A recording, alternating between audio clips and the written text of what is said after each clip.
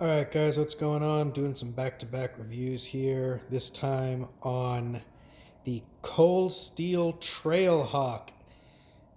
This is a modified Trailhawk that I have renamed the Hammerhawk.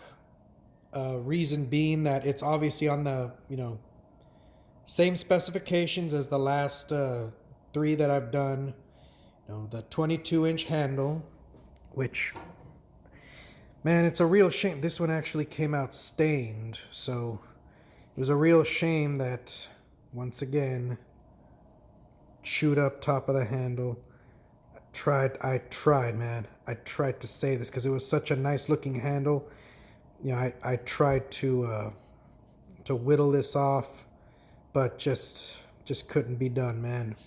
Another case of the handle being beyond repair. So about a 30-inch handle.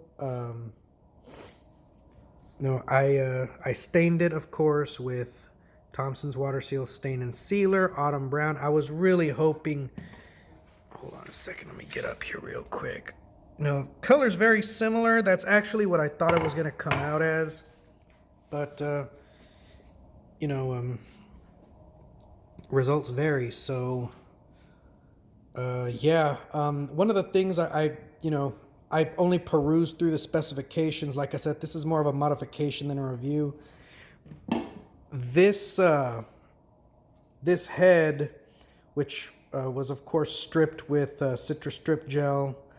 The blade length is the shortest, and the head itself is actually the lightest of them all. I don't remember. I remember looking at them all to see. I was curious after I bought the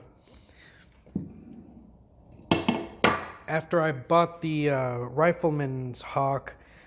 It was, seeing how heavy it was, I was like, well, let me just go ahead and check out blade lengths and the weight of the heads themselves. I wanted something that was just light and wieldy. This one had the shortest blade length and it weighed the lightest. So I decided to get this one. I was originally going to get the Pipe Hawk, but like I said, I opted for something that was a little bit lighter. Comes with a real nice sheath that you can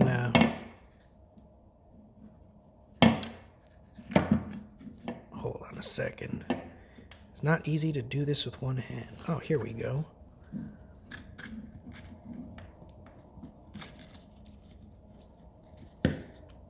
See, yeah, the Norse Hawk, you couldn't really do that. It's kind of why I was wondering if that thing was possibly a clone. You see, you can put on and take off with just one hand. Yeah, that's kind of gonna...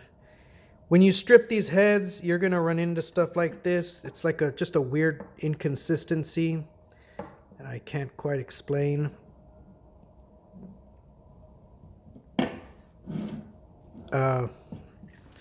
Yeah, it's just let me just go ahead and do a real quick 360 of the head itself here. Now when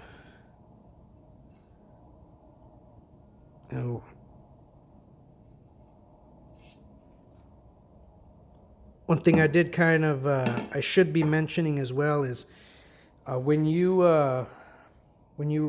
reattach the heads, just kind of be gentle. Hold on, is this the one that... No, because then stuff like that happens. See, now I gotta put a retouch. You gotta check that area when you reattach them, when you stain them.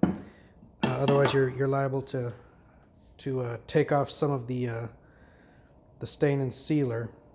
But yeah, I mean, I really like this one.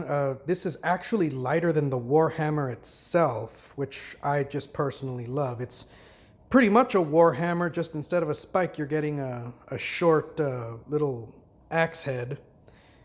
The blade, I think, is just under 3 inches. Don't quote me on that. Like I said, I didn't memorize the specs since this isn't a review.